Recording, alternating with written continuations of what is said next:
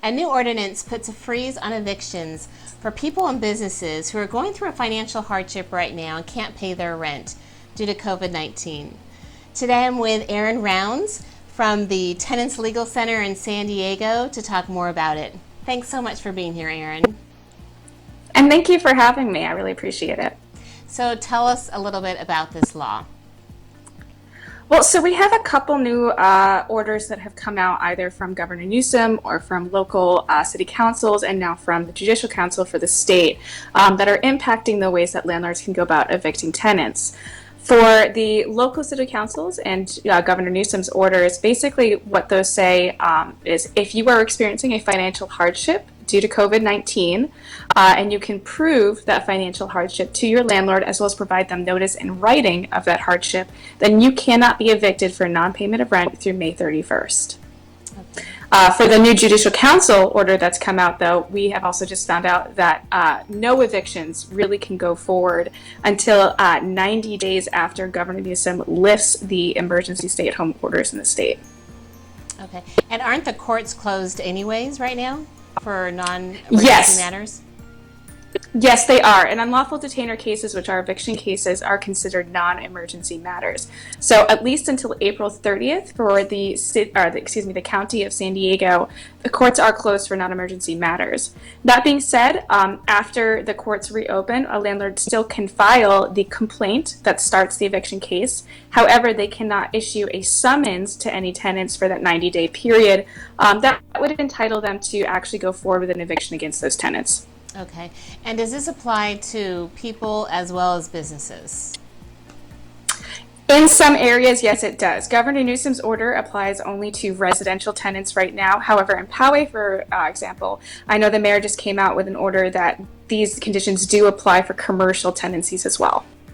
Now, tenants really need to be cautious, however, because eventually they'll need to pay back any missed payments. Speak to that. That is correct. So just showing your financial hardship and submitting that paperwork proving that hardship to your landlord does not mean that you're not going to be responsible for that rent in the future. There is some differentiation between the orders on when you actually do have to pay that rent back and whether or not it has to be full, or you can do a payment plan. And so that's why it's important to look into your own local orders. But yes, you are going to have to pay the rent back. And will this information change? It seems like things are a little fluid right now. Yes, I think there is a very good chance that this information is going to change, especially with this Judicial Council order that just came out, with it being 90 days from when Governor Newsom lifts the order for everyone staying at home. We don't even know when that 90 days is going to start running. And so I think as we learn more about coronavirus and the cases that are coming in, I think definitely these circumstances will change. And that's why it's important to contact an attorney before you take any action to confirm what exactly you need to do. Okay, so if someone is in a situation like this, what should they do? What is their next step?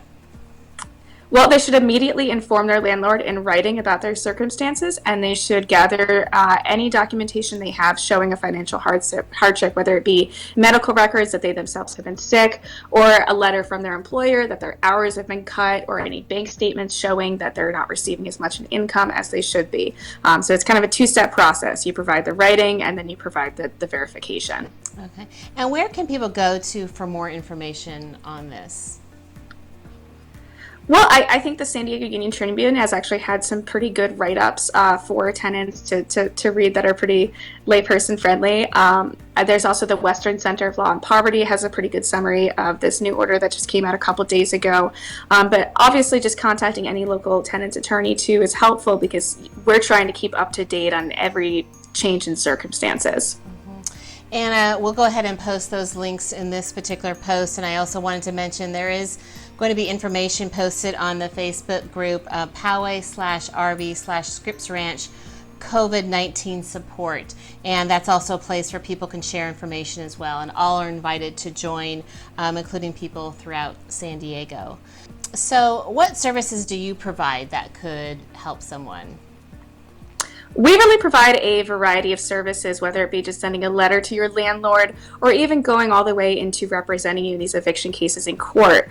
One service we have been providing the past few weeks is we are writing these letters for our tenants to send to their landlords and helping them get that documentation submitted, giving them guidance on what, depending on where they live, they actually need to do and understand to receive these benefits. We also file small claims briefs for them if they're having any issues with their landlord. So we really do provide kind of a variety of services for them. Okay. And it's helpful to go through a service like you, but however, tenants can go ahead and take steps without an attorney as well. Is that correct?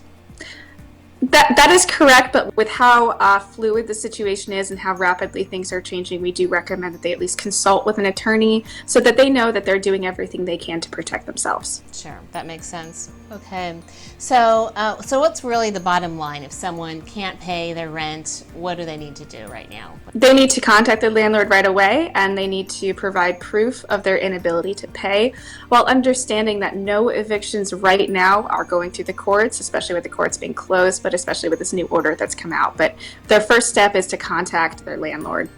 All right. Thank you so much, Erin. And thank you for watching.